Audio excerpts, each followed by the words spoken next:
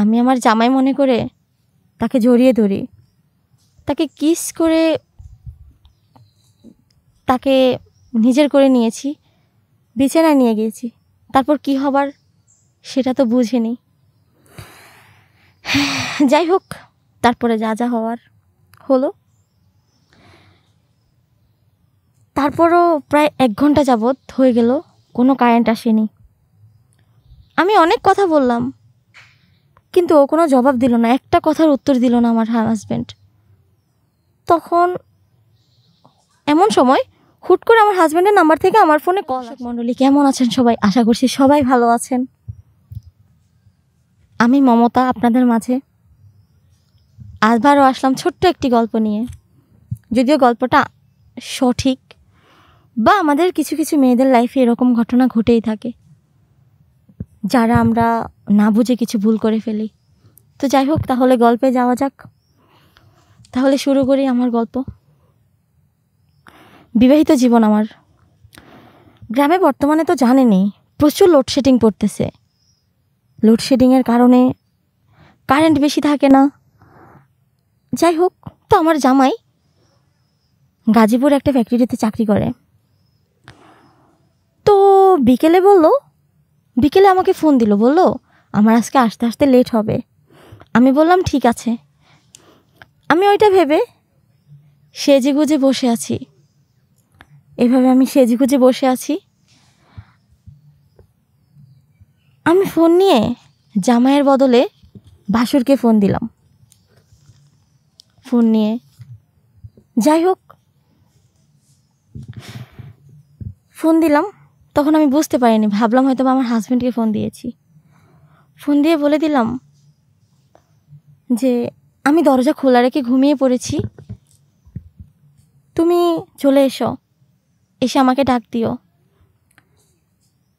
যাই হোক, তখন এটা বলার পর ও বলল ঠিক আছে। তখন আমি বুঝতে পারিনি ব্যাপারটা। যাই হোক, খেয়াল করি না যে আমি বাসুরকে ফোন দিয়েছি। যখন কারেন্ট ছিল না, তখন অন্ধকারে আমার বাসুর ঘরে ঢুকে আমি আমার জামাই মনে করে তাকে জড়িয়ে ধরি, তাকে কিস করে তাকে নিজের করে নিয়েছি, বিছানায় নিয়ে গিয়েছি। তারপর কি হবার সেটা তো বুঝিনি। যাই হোক, তারপরে যা যা হওয়ার হলো। তারপরও প্রায় 1 ঘন্টা যাবৎ হয়ে গেল, কোনো কারেন্ট আসেনি। আমি অনেক কথা বললাম, কিন্তু ও কোনো জবাব দিল না, একটা কথার উত্তর দিল না আমার হাজব্যান্ড। তখন এমন সময় হুট করে আমার হাজব্যান্ডের নাম্বার থেকে আমার ফোনে কল আসে। কলটা আসার পর আমি তো আতঙ্ক হয়ে পড়ি, হতদব্ধ হয়ে পড়ি। আমি কি করবো, মানে কি, তাহলে এটা কে? উনি আবার ফোন দিয়ে বলে, দেখো আমার আসতে আসতে আরও 40-45 মিনিট লাগবে, তুমি ঘুমিয়ে পড়ো, আমি এসে তোমাকে নক দিব, দরজা ঠোক। পরে আমি বললাম, আমি খুব ভয়ে, মানে কি বলবো, আমার মুখ দিয়ে সাউন্ড আসছিল না, কি করতেছি আমি এগুলা। ওই টাইমটাই হুট করে কারেন্ট আসে।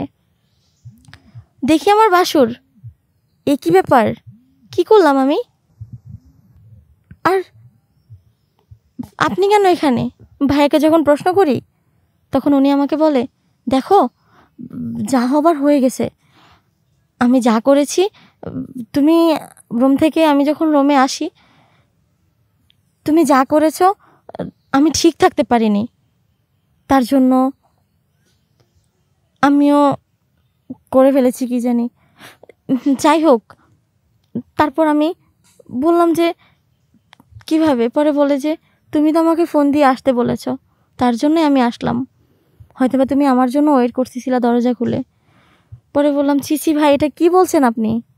বাসুর তো মানে বড় ভাই, এটা কেমন কথা? যাই হোক, খুব ভয় পেয়ে যাই। তারপর আমার বুক কাঁপতে থাকলো। আমার বাসুর হাত ধরে বলল, ভয়ের কিছুই নাই, আমি কাউকে এটা বলতে যাব না, তুমিও দেখো কাউকে বলো না। পরে 1 ঘন্টা পর আমি জানতে পারি যে আমার বাসুর, 1 ঘন্টা পর আমি জানতে পারি যে আমার বাসুর 1 ঘন্টা পর আমার ফোনে কল আসে। কলটা আসার পর আমি বললাম, যাই হোক, আমি ভুলটা আমারই ছিল। কাকে ফোন দিব, কি করব? হাজব্যান্ডের জায়গায় বাসুরকে ফোন দিয়ে চলে আসতে বললাম। আমার অন্তত দেখে ফোন দেওয়া উচিত ছিল।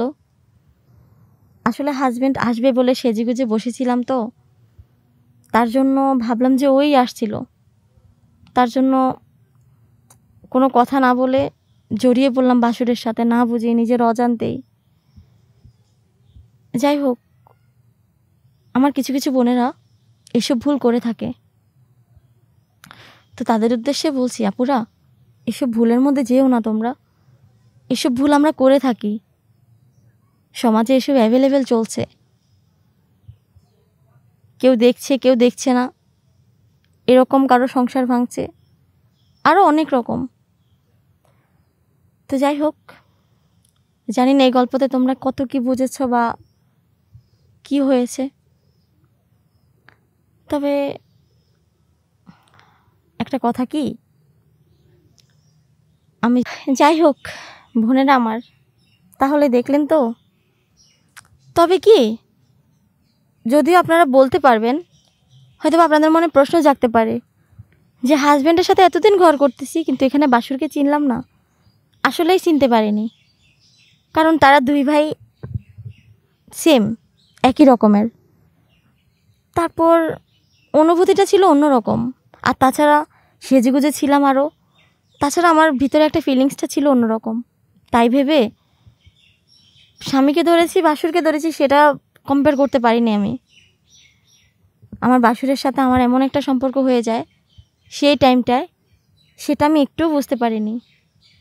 আসলে ওই ফিলিংসটা ছিল একদমই আলাদা। কেমন যে ছিল, মানে আমি সেটা মিলাতে পারছিলাম না আমার হাজব্যান্ডের সাথে।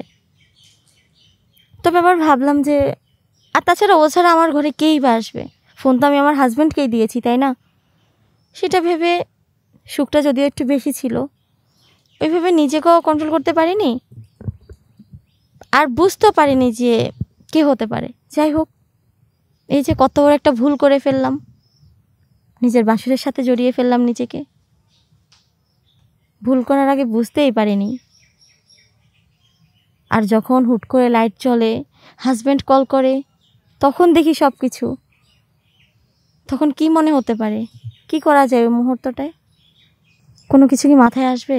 মাথায় আসবে না। যাই হোক, এই হলো কাহিনী।